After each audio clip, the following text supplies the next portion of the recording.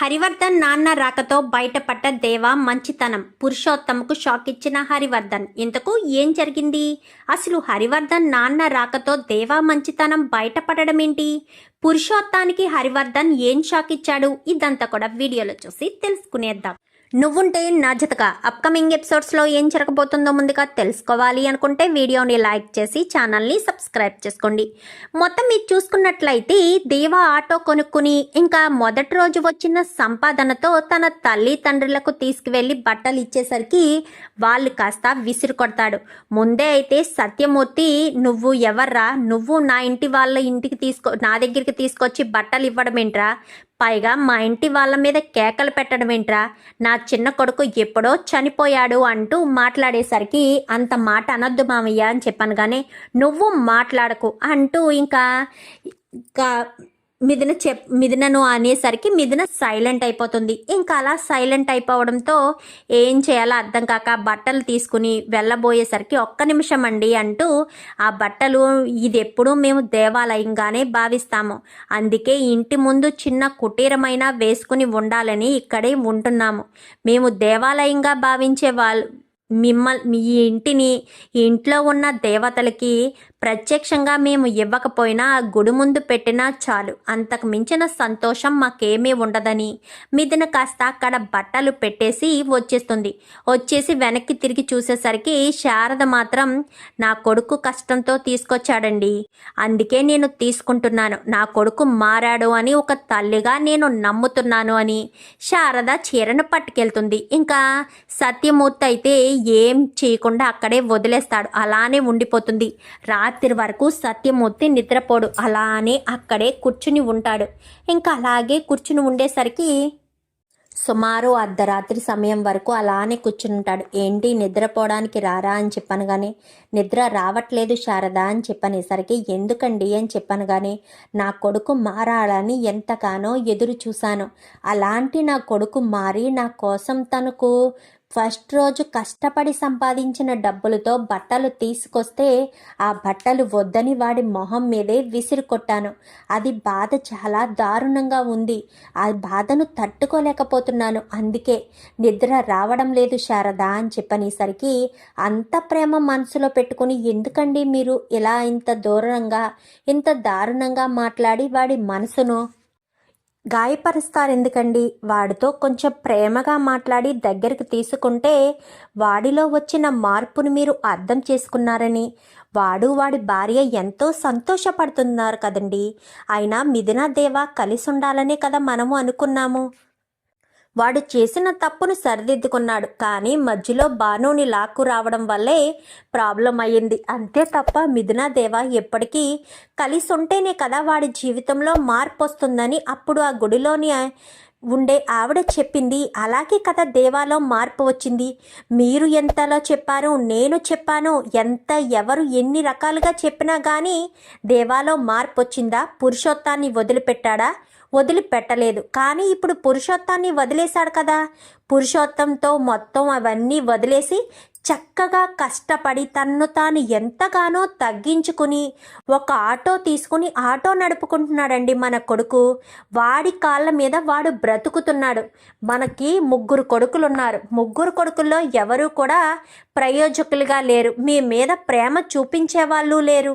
కానీ దేవాకు మీరన్నా నేనన్నా చాలా ఇష్టం, మన మీద ఒక మాట పడనివ్వడు. అలాంటి దేవాను మీరు అంతలా మనసు గాయపరిచేటట్టు బాధపడితే వాడిలో వచ్చిన మార్పుని మీరు గుర్తించకపోతే ఎలా అండి అని చెప్పాను, కానీ వాడి మీద మాత్రం నాకు ప్రేమ లేదా శారద? వాడంటే నాకు ఎంతో ఇష్టమని తెలుసు కదా. చిన్నబాబు సంతోషంగా ఉండాలనే కదా నేను ఎంతగానో కోరుకున్నాను.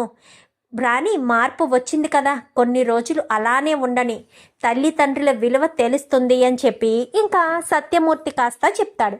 చెప్పేసేసరికి సరే మీ ఇష్టం అనగానే, ఆ బట్టలు తీసి లోపల పెట్టు, రేపు ఉదయాన్నే వాడు తీసుకొచ్చిన బట్టలు కట్టుకుని మనం గుడికి వెళ్దాము అని చెప్పాను, కానీ సరేనండి అని ఆ బట్టలు తీసుకొచ్చి లోపల పెడతారు. ఆ బట్టలు ఎప్పుడెప్పుడు తీసుకుంటారా అని ఇంకా రాత్రి నిద్రపోకుండా చూస్తూనే ఉంటారు వీళ్ళిద్దరూ. ఎప్పుడైతే శారద వచ్చి ఆ బట్టలు లోపలికి తీసుకువెళ్తుందో ఒక్కసారిగా ఒకరి ముఖాలు ఒకరు చూసుకొని ఎంతగానో సంబరపడతారు. అయితే మామయ్య గారు మిమ్మల్ని క్షమించినట్టే, కొన్ని రోజులు దూరం పెడతారు. చూస్తూ ఉండండి, మరికొన్ని రోజుల్లో మామయ్య గారు మిమ్మల్ని దగ్గరికి తీసుకుంటారు. మీరు మామయ్య గారు సంతోషంగా ఉండొచ్చు అని చెప్పి ఇంకా మిథున దేవ ఇద్దరు కూడా చాలా సంతోషంగా ఉంటారు. మరుసటి రోజు ఉదయాన్నే మిథున కోచింగ్ సెంటర్కి వెళ్ళడానికి దేవ తన ఆటో మీద తీసుకువెళ్తూ వెనకాల వేరే ఫ్యామిలీని ఎక్కించుకుని వస్తూ ఉండగా వీళ్ళిద్దరూ అంటే లలిత ఇటు హరివర్ధన్ ఇద్దరు గుడికి వెళ్ళి తిరిగి వస్తూ ఉంటారు.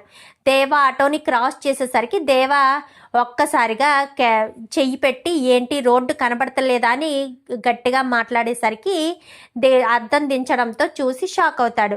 ఇదేనా వీడితో సంతోషమైన జీవితం అనగానే నా భర్త నా కోసం మారాడు, కష్టపడి సంపాదిస్తున్నాడు, రౌడీయిజానికి వెళ్ళడం లేదు, నా భర్త ఎలా సంపాదించినా నాకు సంతోషమే, నాకేమీ లక్షల్లో కోట్లలో డబ్బు అవసరం లేదు, నా భర్త నన్ను ప్రేమగా చూసుకుని కష్టపడి సంపాదించిన దాంతో నాకు కడుపు నిండా తిండి పెడితే చాలు నాన్న అని చెప్పనేసరికి ఎప్పటికైనా నువ్వు ఇంటికి వస్తావు అని చెప్పాను. కానీ నా భర్త నా ప్రేమ నన్ను దూరం చేసుకునే పరిస్థితి ఎప్పటికీ తీసుకురారు అని చెప్పి ఇంకా దేవా మిథున వెళ్ళిపోతారు. ఇంకా మిథున అంత సంతోషంగా ఉండడం, దేవా కష్టపడి పనిచేయడం లలితకు చాలా సంతోషాన్ని ఇస్తుంది. తనలో తనే చాలా పొంగిపోయేసరికి మిథున ఈ పరిస్థితిలో ఉందని మా నాన్నకు తెలిస్తే మా నాన్న ఇంకేమైనా ఊరుకుంటాడా? అసలే మిథున అంటే పంచప్రాణాలు మా నాన్నకు. రేపో ఎల్లుండో వస్తాను అని ఫోన్ చేశాడు. మిథున లైఫ్ ఇలా ఉందంటే మా నాన్న అసలే ఊరుకోడు అంటూ హరివర్ధన్ కాస్త అనుకుంటూ ఇంకా ఇంటికి వెళ్తారు. ఇంటికి వెళ్ళిన తర్వాత దేవా అలాగే ట్రిప్స్కి వెళ్తూ వస్తూ ఇంకా కిరాయిలు చూసుకుంటూ ఇంకా వచ్చిన దాన్ని తీసుకొచ్చి మిథునకి ఇవ్వడం. ఒక చోట పెట్టు మిథున, నీ ఖర్చులు వాడుకుని మిగిలిన ఉంటే దాచిపెట్టు అని చెప్పాను. కానీ నాకెందుకండి, మీరే ఎక్కడో చోట పెట్టండి అనగానే లేదు మిథున, నేను సంపాదించిన ప్రతి రూపాయి నీ చేతికే ఇస్తాను, నువ్వు ఇంటి ఖర్చుల కోసం ఖర్చు పెట్టి మిగిలినవి నువ్వే జాగ్రత్త పెట్టు, నాకేం అవసరాలుంటాయి, నీతోనే కదా నాకు ఏదైనా అవసరం ఉంటుంది, అప్పుడు నాకు ఏదైనా కావాలి అంటే అడుగుతాను, కొత్త ఆటోనే కాబట్టి రిపేర్లు కూడా ఏమీ రావు, నువ్వు హ్యాపీగా ఉండాలి మిథున, నీ చదువు కోసం కూడా ఖర్చు పెట్టుకో, నువ్వు గ్రూప్ 2 ఖచ్చితంగా నువ్వు చదవాలి, కోచింగ్ తీసుకోవాలి, మీ నాన్న అనుకున్న స్థాయికి నువ్వు వెళ్ళాలి, నిన్ను చదివించే బాధ్యత నాది, పగలు రాత్రి అనే తేడా లేకుండా కష్టపడతాను, నా భార్యను గొప్ప స్థాయికి తీసుకువెళ్ళేంత వరకు కూడా నేను కష్టపడతాను అంటూ ఇంకా దేవా చెప్పేసేసరికి ఇంకా మిథున దేవాలు చాలా సంతోషంగా ఉండడం చూసి శారద సత్యమూర్తి చాటుగా వీళ్ళ మాటలు విని సంబరపడేసరికి ఇంకా రోజు దేవ ట్రిప్కి వెళ్తాడు. వెళ్ళి ఒక చోట ఆటో ఆపి ఎవరూ రాలేదు అని అక్కడ ఆగి అలా చూస్తూ ఉంటాడు. అలాగ చూస్తూ ఆలోచిస్తూ ఉంటాడు. అంటే ఒకరు లోపలికి వెళ్ళి ఇప్పుడే వస్తాము ఇక్కడే వెయిట్ చేయండి అనగానే అక్కడ వెయిట్ చేస్తాడు. ఈలోపు ఒక కారు అంటే హరివర్ధన్ ఒక కారు అటు ఇటు అంటే కొంచెం బ్రేకులు తప్పి ఎలా అయితే వస్తుందో అటు ఇటుగా వచ్చి ఒక చెట్టు దగ్గరికి గుద్దుకునేసరికి ఇంకా అందులో ఉన్న మనిషికి హార్ట్ అటాక్ వస్తుంది. అందులో ఉన్నది ఎవరు? హరివర్ధన్ తండ్రి. అంటే తనకు తానే ఓన్ డ్రైవింగ్ చేసుకుంటాడు. మనిషి ఫిట్గా ఉండడంతో ఓన్ డ్రైవింగ్ చేసుకునే పర్సనాలిటీ. సో ఇంకా ఆ రకంగా డ్రైవింగ్ చేసుకుంటూ వచ్చి దాన్ని గుద్దుకోవడంతో వెంటనే ఇంకా దేవ పరుగున వెళ్తాడు. పరుగున వెళ్ళేసేసరికి ఏం జరిగింది, ఈ హలో ఎవరు అని ఎంత కొడుతున్నా గుండె పట్టుకుని ఉండి చూస్తూ ఉంటాడు. కానీ అద్దం దించడానికి కూడా తనకు ఓపిక ఉండదు. ఓపిక లేకపోవడంతో అలాగే దేవ వంక చూస్తూ స్పృహ కోల్పోయేసరికి దేవ పక్కనే ఒక రాయి ఉంటే రాయితో ఇంకా గ్లాసును బద్దలగొట్టి లోపలికి చేయి పెట్టి గ్లాస్ దించేసరికి డోర్ ఓపెన్ చేయడంతో ఇంకా అలా దేవ చేతుల మీద పడిపోయేసరికి ఇంకా దేవ గబగబా అతన్ని అలాగే కూర్చోబెట్టాయన్ని ఆటో తీసుకొచ్చి ఆటోలోకి సాయం పట్టి హాస్పిటల్కి తీసుకువెళ్ళి హార్ట్ అటాక్ వచ్చింది అనగానే ఈయనెవరో మీకు తెలుసా అనగానే తెలియదండి అని చెప్పనేసరికి జడ్జి హరివర్ధన్ గారి వాళ్ళ ఫాదరు అని చెప్పాను. కానీ అవునా, ఎందుకంటే అక్కడికి ఒక మనిషి వస్తాడు, అతను ఎవరో కాదు హరివర్ధను తండ్రే, హరివర్ధన్ ఫ్రెండ్. అయితే జడ్జి హరివర్ధన్ గారి ఫాదర్ అని చెప్పాను కానీ అవునా అని చెప్పి ఇదేదో నేనేదో చేసినట్టు అనుకుంటారేమో ఇప్పుడు అని అనుకుంటూనే సరే అని అక్కడి నుంచి అతను వెళ్ళిపోతాడు. అతను ఎవరన్న విషయం ఆ ఫ్రెండ్కు తెలుసు, దేవా మిథున భర్త అన్న విషయం. ఇంకా అతను స్పృహలోకి వచ్చేంత వరకు ఆ మనిషి చూసుకుంటారు. ఎందుకంటే అతను కూడా తెలుసు అంకుల్ అంటూ తిరిగే వ్యక్తి కాబట్టి తెలిసి హరివర్ధన్కి ఫోన్ చేస్తే హరివర్ధన్కి వాళ్ళ నాన్న అంటే చాలా ఇష్టం. ఇప్పుడు వాళ్ళ నాన్న ఈ సిచ్యువేషన్లో ఉన్నాడు అంటే కంగారు పడిపోతాడేమో అన్న ఉద్దేశంతో చెప్పకుండానే ఇంకా అతనే దగ్గరుండి చూసుకుంటాడు. స్పృహలోకి వచ్చిన తర్వాత ఏంటయ్యా రామ్మూర్తి నువ్వున్నావేంటి, నన్ను ఎవరో ఆటో కుర్రాడు తీసుకొచ్చాడు కదా అనగానే ఆటో కుర్రాడు ఎవరో మీకు తెలుసా అంకుల్ అని చెప్పనేసరికి నాకెలా తెలుస్తుందయ్యా ఆటో కుర్రాడు ఎవరో, నేను హార్ట్ అటాక్ వచ్చి ఒక చెట్టుకి కారు గుద్దుకోవడం వరకు తెలుసు. ఇంకా గుద్దుకునేసరికి ఆ కుర్రాడు వచ్చి గ్లాస్ దించమని చెప్తూ ఉన్నాడు. నాకు అసలు ఏదీ బుర్రకెక్కడం లేదు.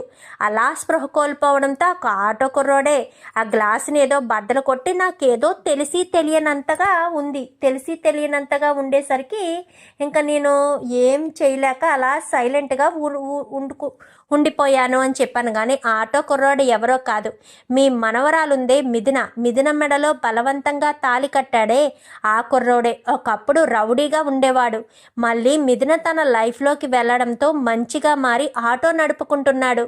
ఇప్పుడు బాగానే ఉంటున్నారు. మిథున ఆ అబ్బాయి దగ్గరే ఉంది అని చెప్పనేసరికి అవునా, మరి నాకు ఈ విషయం హరివర్ధన్ చెప్పలేదే. మిథున ఎవరినో పెళ్లి చేసుకోబోతుందని మాత్రమే చెప్పాడు. అయినా వాడు బాగా ఈ మధ్య నాతో మాట్లాడడం తగ్గించేశాడు. వాడింట్లో శుభకార్యాలకి వేటికి పిలవడం మానేశాడు. ఎందుకంటే ప్రతిదానికి కోప్పడుతున్నానని వాడికి నేనంటే భయం. అందుకే దేనికి నన్ను పిలవడు అని చెప్పనేసరికి సరేనంకుల్ అని చెప్పాను. కానీ నన్ను కొంచెం మా హరి వాళ్ళ ఇంటికి తీసుకువెళ్తావా అనగానే తప్పకుండా అని చెప్పి ఇంకా అతనికి అక్కడ ట్రీట్మెంట్ అయిన తర్వాత సరాసరి హరివర్ధన్ ఇంటికి తీసుకొస్తాడు. నాన్న నువ్వు అప్పుడే వచ్చేసావా, అయినా నిన్ను ఓన్గా డ్రైవ్ చేయొద్దంటే చేసుకుని వచ్చావు. నీ కారు ఎక్కడో యాక్సిడెంట్ అయి ఉందని చెప్పగానే టెన్షన్ కలిగింది. ఈలోపు రామ్మూర్తి ఫోన్ చేసి మీ నాన్నను తీసుకొస్తున్నాను రా అని చెప్పాడు. నీకేం కాలేదు కదా అనగానే నాకేం కాలేదు. ఇంతకీ నా పెద్ద మనవరాలు మిథున ఎక్కడుంది మిథున అని చెప్పనేసరికి అది మామయ్య గారు ముందు మీరు కూర్చోండి, మిథున ఎక్కడుందో ఏంటో నేను చెప్తాను కదా, మీరు టెన్షన్ పడకండి అనగాని నాకెందుకమ్మా టెన్షను, నేను కారు నడుపుకుంటూ తిరిగేవాడిని, నాకెందుకు టెన్షను, నేను కారుతోనే అంత దూరం నుంచి ప్రయాణం చేసి వచ్చాను. నాకేమన్నా డ్రైవర్ ఉన్నాడా, నేనేమన్నా టెన్షన్ పడ్డానికి, నాకేమన్నా రోగాలు ఉన్నాయా నేను టెన్షన్ పడ్డానికి అనగాని అది కాదు మామయ్య మీరు కూర్చోండి, ఇప్పుడే ప్రయాణం చేసి వచ్చారు కదా అనగాని నేను ప్రయాణం చేసి రాలేదమ్మా, హాస్పిటల్ నుంచి వచ్చాను. నాకు హార్ట్ అటాక్ వచ్చింది, హార్ట్ అటాక్ వస్తే హాస్పిటల్లో జాయిన్ చేస్తే అక్కడి నుంచి వచ్చాను అనగానే అయ్యో నాన్న మీకు ఎప్పుడు హార్ట్ అటాక్ వచ్చింది అనగానే రామ్మూర్తి అని చెప్పనేసరికి రామ్మూర్తి వస్తాడు. వచ్చేసరికి ఏంట్రా మా నాన్న హార్ట్ అటాక్ అది ఇది అంటున్నాడు అనగానే అవునరా మీ నాన్నను హార్ట్ అటాక్ వస్తే హాస్పిటల్లో జాయిన్ చేశారు, నేను చూసి మీ నాన్నని దగ్గరుండి ట్రీట్మెంట్ చేసి ఇప్పుడే ఇంటికి తీసుకొస్తున్నాను అనగానే నాకు ఒక్క మాట అయినా చెప్పాలి కదరా అనగానే మీ నాన్న అంటే నీకు ఇష్టమని తెలుసు, మీ నాన్నకి ఎలా ఏదైనా జరిగింది అంటే నువ్వు తట్టుకోలేవు కదరా, అందుకోసమనే నేను చెప్పలేదు అని చెప్పనేసరికి బాగానే ఉందిరా, నువ్వు నాకు చెప్పకపోవడం నాకు అస్సలు నచ్చలేదు అంటూ మాట్లాడడంతో సర్లే ఇంకా వదిలేసే, జరిగిందేదో జరిగిపోయింది కదా అని ఇంకా సైలెంట్ అయిపోతాడు. సైలెంట్ అయిపోయిన తర్వాత సరే రామ్మూర్తి నువ్వు వెళ్ళు అని చెప్పాను. కానీ సరే అని వెళ్ళిపోతాడు. వెళ్ళిపోయిన తర్వాత మిథున ఎక్కడుందో అర్జెంటుగా ఇంటికి తీసుకురా హరి అని చెప్పాను. కానీ మిథునకు మనకు మాటలు లేవు తాత, ఇంటికి ఎలా తీసుకొస్తాము అని చెప్పి రాహుల్ అంటాడు. ఏంట్రా ఏం మాట్లాడుతున్నావు, మిథునకు మీకు మాటలు లేవంటే మిథున గొడవ ఆడుకుని వెళ్ళిపోయిందా, లేక నువ్వు మీ నాన్న నీ భార్య కలిపి గింటేశారా? నా కోడల గురించి నాకు తెలుసు, నా కోడలి పిల్లల్ని కళ్ళల్లో పెట్టుకుని చూసుకుంటుందని నాకు తెలుసు, మీరే ఏదో చేసుంటారు అని చెప్పాను. కానీ మేమేం చేశాము, మేమేం చేయలేదు నాన్న అని చెప్పాను. కానీ మిథునకు ఫోన్ చేసి తన భర్తతో సహా ఇంటికి రమ్మని చెప్పు అని చెప్పనేసరికి అయినా వాడొక రౌడీ, వాడినేంటి అనగాని ఏం మాట్లాడుతున్నావు హరి, అతను రౌడీ అని అంటున్నావా, ఈరోజు నీ కళ్ళ ముందు నీ తండ్రి ఉన్నాడంటే ఆ కుర్రాడు వాళ్ళే అని చెప్పాను. కానీ ఏంటి మావయ్య ఏమంటున్నారు అని చెప్పనేసరికి అవునమ్మా లలిత, ఈరోజు నేను నీ కళ్ళ ముందు కనిపిస్తున్నానంటే ఆ మిథున భర్త వల్లే, మిథున భర్తే నన్ను కాపాడాడు, మిథున భర్త నన్ను కాపాడడం వల్లే మీ కళ్ళ ముందు ఉన్నాను అనగాని అసలేమైంది తాతయ్య అంటూ అలంకృత దగ్గర కూర్చుని అడిగేసరికి చెప్తానే చిన్న మనవరాల అంటూ విషయం మొత్తం చెప్తాడు. చెప్పేసేసరికి దేవాబావ అంత పని చేశాడా అని చెప్పాను. కానీ అవునే, మీ దేవాబావ నన్ను కాపాడడం వల్లే నేను ఇలా నీ కళ్ళ ముందు ఉన్నాను. దేవా మంచివాడే హరి, అది నువ్వు అర్థం చేసుకోవడం లేదు. ఎందుకు దూరం పెట్టుకుంటున్నావు చెప్పు. నీకు మిథున అంటే ఎంత ఇష్టమో తెలుసు, మిథున నాకు పంచప్రాణాలు అని కూడా తెలుసు. మరి అలాంటి మిథునను దూరం పెట్టుకోవడం ఎందుకు? అల్లుడు మంచిగా మారాడు కాబట్టి అల్లుడిని నువ్వే ఏదో ఒక గొప్ప స్థాయిలో నిలబెడితే వాళ్ళకి సపోర్ట్ ఉంటుంది, సంతోషంగా ఉంటారు కదా హరి. మీ అల్లుడు మారినందుకు సంతోషపడి నువ్వు సపోర్ట్ ఇవ్వాలి, అంతే తప్ప ఇంకా దూరం పెడుతూ కష్టపడమని చెప్తున్నావా నీ కూతురికి నీ అల్లుడికిని? ఇంత ఆస్తి పెంచుకుని ఏం చేస్తావు? అంతా కొడుకు చేతిలో పెడతావా ఏంటి? కొడుకు మాత్రమే నీ ఆస్తి పాస్తులు ఇస్తావా?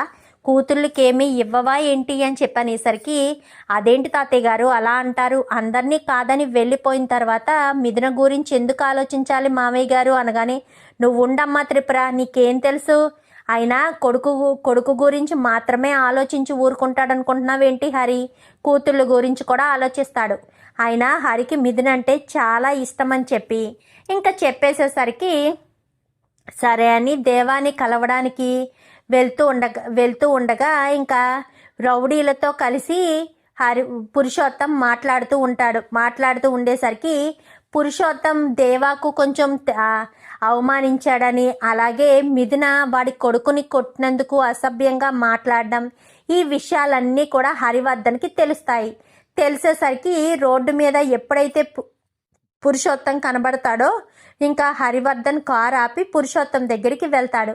పురుషోత్తం దగ్గరికి వెళ్ళేసరికి ఏంటి పురుషోత్తం చాలా బిజీగా ఉన్నావు అనగానే, ఏముంది సార్, ఒక 3 నెలల్లో ఎలక్షన్ ఉంది కదా, అందుకోసమని బిజీగా ఉన్నాను అని చెప్పాను. కానీ ఏంటి నీ కొడుకు పిచ్చి వేషాలు వేస్తున్నాడంట, నోటుకొచ్చినట్టల్లా మాట్లాడుతున్నాడంట. నా కూతుర్ని నీ కొడుకు కాళ్ళు పట్టుకుని క్షమాపణ అడగమన్నావా? నా కూతుర్ని నీ కొడుకు కాళ్ళు పట్టుకోమండమేంటి? అసలు నీకు బుద్ధుండే ఇదంతా చేసావా? బుర్రుండే ఇదంతా చేస్తున్నావా? నాకు తెలియదు అనుకుంటున్నావా? నాకు ఇన్ఫర్మేషన్ ఇచ్చేవాళ్ళు ఎవరు ఉండరనుకుంటున్నావా? చూడు పురుషోత్తం, రాజకీయంగా ఎదగాలి అనుకున్నావు, అది మాత్రమే చూసుకో. కావాలని దేవా జోలికి వెళ్ళినా అటు మిథున జోలికి వెళ్ళినా కానీ నీ కొడుకు నువ్వు కూడా బయట తిరగరు. పోలీస్ స్టేషన్లో జైల్లోనే ఇద్దరు కూడా చెప్పకూడదు తింటూ ఉంటారు. నువ్వు రాజకీయంగా ఎదగాలనుకున్నప్పుడు నీ కొడుకుని కంట్రోల్లో పెట్టుకుని కొడుకు నువ్వు ఉండండి, అంతే తప్ప పిచ్చి వేషాలు వేసి నా కొడుకుని కాళ్ళు పట్టుకుని క్షమాపణ అడుగు అంటూ ఇలాంటి మాటలు మాట్లాడితే మాత్రం మర్యాదగా ఉండదు. తర్వాత నీ ఇష్టం, నేను పదే చెప్పను. నా గురించి నీకు బాగా తెలుసు, అర్థమవుతుందా అని చెప్పనేసరికి అది అని చెప్పాను. కానీ చెప్పు, అర్థమవుతుందా లేదా అని చెప్పనేసరికి అర్థమవుతుంది అని చెప్పి మాట్లాడడంతో ఒక్కసారిగా ఇంకా ఏం మాట్లాడాలో అర్థం కాక సైలెంట్ అయిపోతాడు. నువ్వు సైలెంట్గా ఉంటే ఉండు, కానీ పిచ్చి వేషాలు మాత్రం వేస్తే మాత్రం అస్సలు ఊరుకోను, అది గుర్తుపెట్టుకుని మసులుకుంటే బాగుంటుంది పురుషోత్తం అని చెప్పి వార్నింగ్ ఇస్తాడు. వార్నింగ్ ఇచ్చేసేసరికి ఇదేంటినా ఇలా చెప్తున్నాడు, ఈయన అన్నాడంటే ఖచ్చితంగా నా మీద ఏదో ఒక కేసులు పెట్టి బనాయించి జైల్లో పెట్టించేస్తాడు. ఈ రుద్రాకు చెప్పాలి దేవా జోలికి మిథున జోలికి వెళ్లకుండా ఉండమని, లేదంటే మళ్ళీ వాడు దేవా జోలికో మిథున జోలికో వెళ్తే నా రాజకీయం సర్వనాశనం అయిపోతుంది. నేను ఎంతగానో అవ్వాలి అని కోరుకున్న నా ఎమ్మెల్యే జీవితం కూడా అట్టడుగుపోతుంది అని చెప్పి పురుషోత్తం కాస్త కంగారు పడతాడు. ఇంకా దేవా హరివర్ధన్ కాస్త సరాసరి మిథున వాళ్ళ ఇంటికి వచ్చేసరికి నాన్న అనుకుంటూ మిథున గబగబా వెళ్ళి హరివర్ధన్ దగ్గరికి వెళ్ళి నిలబడుతుంది. తాతయ్య వచ్చారు, నిన్ను నీ భర్తని రమ్మని చెప్పారు, ఇంటికి రమ్మంటున్నారు అని చెప్పనేసరికి సరే దేవా ఆటో మీద బయటికి వెళ్ళాడు. దేవా రావడంతో బయలుదేరి వస్తాం నాన్న అని చెప్పాను. కానీ నువ్వు రా దేవాన్ని రమ్మను అని చెప్పాను. కానీ లేదు నాన్న, దేవా నేను కలిసే వస్తాము. భార్యాభర్తల్ని పిలిచినప్పుడు భార్యాభర్తలు ఇద్దరూ కలిసి వెళ్ళాలి. నా పుట్టింటికైనా సరే నా భర్త లేని సమయంలో నేను రాను అని చెప్పి ఇంకా మిథున చెప్పేసేసరికి సరే అని హరివర్ధన్ ఎలా వెళ్తాడు, వెనకాలే దేవా లోపలికి వస్తాడు. ఏంటి మీ నాన్న వచ్చినట్టున్నారు అనగానే మా తాతయ్య వచ్చారంట, నన్ను చూడాలి అంటున్నారంట అని చెప్పనేసరికి మరి వెళ్ళకపోయావా అని చెప్పాను. కానీ ఏం మాట్లాడుతున్నావు దేవా, నీకు చెప్పకుండా నువ్వు రాకుండా నేను ఆ ఇంటికి ఎలా వెళ్తాను? వెళ్ళి బట్టలు మార్చుకో, మనిద్దరం కలిసి ఆ ఇంటికి వెళ్దాం. నన్ను కూడా రమ్మని చెప్పారంటే మా తాతయ్య అని చెప్పనేసరికి సరే మిథున అని చెప్పి లోపలికి వెళ్తారు. చెప్పడం మర్చిపోయాను మిథున అని చెప్పాను. కానీ ఏంటి దేవా అని చెప్పాను. కానీ నేను మధ్యాహ్నం ఒక కిరాయి కోసమని ఒక చోట ఉన్నప్పుడు మొన్న జరిగిన విషయం, అప్పుడే ఒక కారు చెట్టుకు గుద్దుకుంది. ఆ కారులో ఉన్న మనిషి ఎవరో కాదు, మీ తాతయ్యని హాస్పిటల్కి తీసుకువెళ్ళి హార్ట్అటాక్ వచ్చిన మనిషికి ట్రీట్మెంట్ ఇప్పించి ఎవరో రామ్మూర్తి గారంట, ఆయనకు అప్పగించి వచ్చాను అనగానే రామ్మూర్తి అంకులు తెలుసు, మా తాతకు కూడా బాగా తెలుసు, మా డాడీ ఫ్రెండు అని చెప్పాను. కానీ ఆయనకు అప్పగించి వచ్చేసాను అనేసరికి అయితే నిన్న ఆ రోజు మా తాత చూసుంటాడా లేక నన్ను చూడడం కోసం రమ్మంటున్నాడా? సర్లే వెళ్దాం, వెళ్తే తెలుస్తుంది కదా అని చెప్పి ఇంకా దేవా మిథున ఇద్దరు కూడా ఆటోలో బయలుదేరి వెళ్తారు. అక్కడికి వెళ్ళడంతో ఇంకా అమ్మ మిథున అంటూ తాతయ్య దగ్గరికి తీసుకునేసరికి మిథున పరుగున అక్కడికి వెళ్తుంది. వెళ్ళి తాతయ్య అని చెప్పాను. కానీ ఎక్కడమ్మా నా మనవడు అని చెప్పనేసరికి నమస్కారం సార్ అనగానే ఏంటయ్యా నువ్వు నా ప్రాణాలు కాపాడావు, నువ్వు నా ప్రాణదాతవి, అంతేకాకుండా నా మనవరాలు భర్తవి, నన్ను తాతయ్య అని పిలు, సంతోషంగా ఉంటుంది. ఏ హరి అని చెప్పనేసరికి అవును నిజమే, తాతయ్య అని పిలవమానండి, నేనేమన్నా వద్దన్నానా ఏంటి అంటూ ఇంకా తాతయ్య గారు చెప్పేసరికి మిథునను కాస్త లోపలికి తీసుకొచ్చేసరికి హరివర్ధన్ ఏరా హరి నీ కూతురుతో మాట్లాడవా ఏంటి అని చెప్పాను. కానీ నేను అని చెప్పాను. కానీ మీ నాన్న అలాగే అంటాడు, మీ అమ్మ పైనుంది వెళ్ళమ్మా అని చెప్పనేసరికి అమ్మ అంటూ వెళ్ళడంతో ఏ అమ్మ మిథున అంతా బాగానే ఉందా అని చెప్పాను. కానీ దేవా నన్ను ఎంతో సంతోషంగా చూసుకుంటున్నాడమ్మా, ఆస్తి అంతస్తులు కాదు కదా మనకు కావాల్సింది, ఆడవాళ్ళకి నా భర్త ప్రేమ ఉంటే సరిపోతుంది. నా భర్త మొదటి రోజు ఆటో నడిపి నా కోసం ఈ గాజులు తీసుకొచ్చాడు అంటూ ఎంతో సంతోషంగా ఉప్పొంగిపోతూ మిథున చెప్పడంతో మిథున కళ్ళల్లో ఆ సంతోషం చూసి లలిత ఎంతగానో సంబరపడిపోతుంది. నీ కళ్ళల్లో ఈ సంతోషం ఎప్పటికీ ఉండాలని నేను ఎప్పుడూ కోరుకుంటానమ్మా అంటూ ఇంకా ఎంతగానో సంతోషంగా లలిత చెప్పేసరికి అక్క అనుకుంటూ అలంకృత వస్తుంది. ఏంటక్క నన్ను పూర్తిగా మర్చిపోయావు అనగానే నిన్నెందుకు మర్చిపోతాను, మరి నా కోసం ఏదైనా తెచ్చావా అని చెప్పనేసరికి నీ కోసం మీ బావయ్య డ్రెస్ తీసుకొచ్చారు, నీకు నచ్చుతుందో లేదో అని చెప్పాను. కానీ బావ నా కోసం తీసుకొచ్చారా, ఖచ్చితంగా బాగుంటుంది అని చెప్పి గబగబా పైకి వెళ్ళి లంగా ఓని తీసుకొస్తాడు. లంగా ఓని కట్టుకుని కిందకు వచ్చేసరికి బావా ఎలా ఉంది అనగానే కరెక్ట్గా నీకు బాగా సూట్ అయింది అని చెప్పనేసరికి అవును బావ చాలా బాగుంది అంటూ ఇంకా ఎంతో సంతోషంగా చూసేసరికి ఏంటమ్మా అంత సంతోషపడుతున్నావు అనగానే నా కోసం బావ బట్టలు తీసుకొచ్చాడు, ఎలా ఉన్నాయి నాన్న అంటూ మాట్లాడేసరికి దేవా తీసుకొచ్చిన బట్టలు కట్టుకొని ఎంతో సంతోషపడుతున్న అలంకృతను చూసి సంతోషపడతాడు. ఇంకా హరివర్ధన్ అయితే పోనీలే దేవా మారితే మిథున సంతోషపడుతుంది, మిథున జీవితం చక్కబడుతుంది, నేనే కొన్ని రోజులు చూసి దేవాకు ఏదో ఒక బిజినెస్ అప్పగించాలి, దేవా తన కష్టం మీద తను బ్రతకాలి, అప్పుడు మిథున కూడా సంతోషంగా ఉంటుంది, దేవాని గొప్ప స్థాయికి తీసుకువెళ్ళాలి అని హరివర్ధన్ కాస్త అనుకుంటాడు. చూద్దాం మరి రాబోయే ఎపిసోడ్స్లో ఈ రకంగానే దేవా మంచితనాన్ని హరివర్ధన్ తెలుసుకుని హరివర్ధన్ కూడా దేవాకి సపోర్ట్గా ఉండాలని, పురుషోత్తం కుట్రలన్నీ కూడా దేవా తెలుసుకుని జాగ్రత్తగా ఉండాలని, మిథున దేవాలను అందరూ క్షమించి దగ్గరికి తీసుకోవాలని మీరు కూడా కోరుకుంటే కామెంట్లో ఎస్ అని టైప్ చేయండి. Thank you for